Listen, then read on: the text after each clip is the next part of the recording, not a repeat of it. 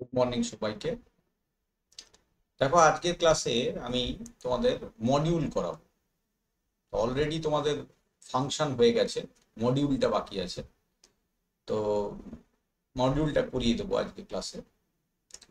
তো প্রথমেই দেখো, যেটা আছে মডিউল জিনিসটা কি এটা বলে দিই। মডিউল মানে হচ্ছে একটা ফাইল, যে ফাইলের মধ্যে কিছু সংখ্যক লাইব্রেরি ফাংশন আগে থেকে লেখা আছে। পাইথনে এটা একটা বিরাট সুবিধে, এই মডিউলগুলোকে ইম্পোর্ট করে আমরা সহজেই কাজটা করতে পারি।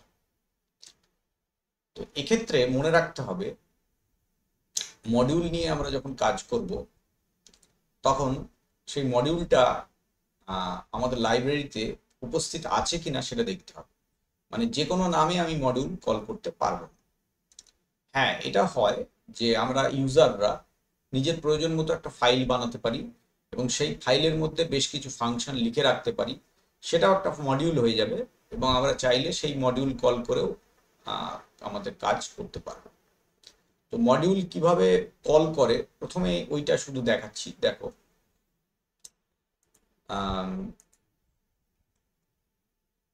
দুই ভাবে মডিউল কল করা যায়।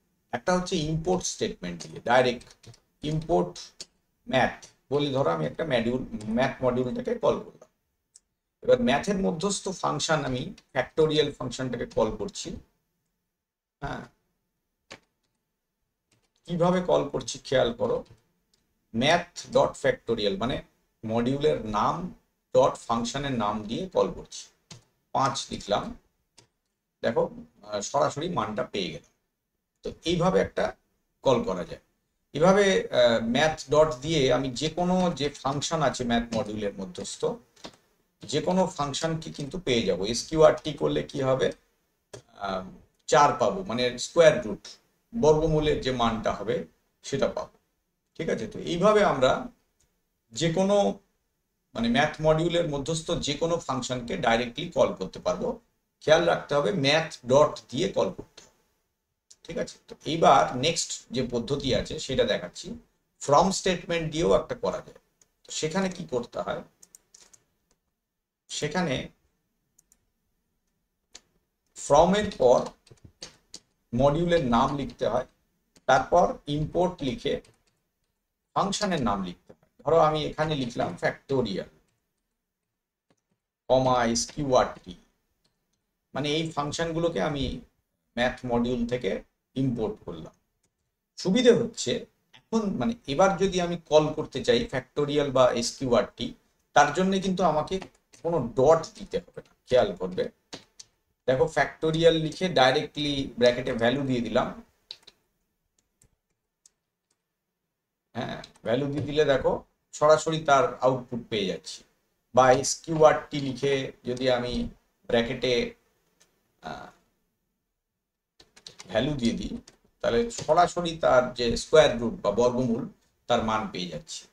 তো দুইভাবেই আমরা কল করতে পারি। একটা হচ্ছে ইম্পোর্ট দিয়েও করতে পারি, ডাইরেক্ট মডিউলের নাম ইম্পোর্ট দিয়ে। আর একটা হলো ফ্রম স্টেটমেন্ট দিয়েও করতে পারি। তো ফ্রম দিয়ে করলে ধরে নাও কোনো কিছু সংখ্যক ফাংশন আমার বারবার লাগছে, তাহলে আমাকে অনেকবার লিখতে হবে, তখন আমরা এই ফ্রম স্টেটমেন্ট দিয়ে করতে পারি। তাহলে এই বারবার ম্যাথ ডট কথাটা লিখতে হবে না।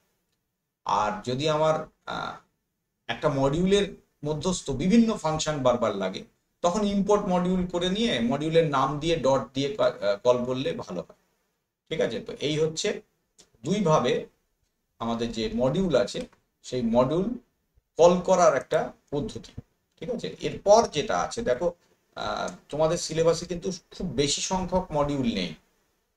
ম্যাথ আছে, র্যান্ডম আছে, স্ট্যাটিস্টিক্স আছে, এই 2-3টে মডিউল সিস্টেম ডিফাইন্ড মডিউল তোমাদের দিয়ে দিয়েছে। তো আমি এছাড়াও তোমাদের ওই ইউজার ডিফাইন্ড মডিউলও দেখিয়ে দেবো কিভাবে আমরা নিজেদের মডিউল তৈরি করতে পারি। এইটা দেখানোর জন্যই আমি আগে তোমাদের ফাংশনটা করিয়ে দিয়েছি। ফলে ইউজার ডিফাইন্ড মডিউলও তোমরা মানে এই আমার ক্লাসেই শিখতে পারবে, করে নিতে পারবে। প্রশ্ন লাইক করবে, শেয়ার করবে, আর যদি কোনো প্রশ্ন থাকে তাহলে অবশ্যই আমাকে কমেন্ট করে জানাবে। তো আজকের ক্লাসে আমি শুধু এইটুকুই দেখালাম যে কিভাবে আমরা মডিউল স্টেটমেন্ট কল করি। হ্যাঁ, তার মধ্যে আমাদের ম্যাথ মডিউলের এই এসকিউআরটি ফাংশনটাও কিন্তু হয়ে গেল। এর পরের ক্লাসে বাকি যে ফাংশনগুলো আছে সেই ফাংশনগুলো আমি কল করে দেখিয়ে দেবো ম্যাথের। ঠিক আছে, থ্যাংক ইউ সকলকে। আজকের ক্লাসে এইটুকুই রাখছি, পরের ক্লাসে আবার তোমাদের সঙ্গে দেখা।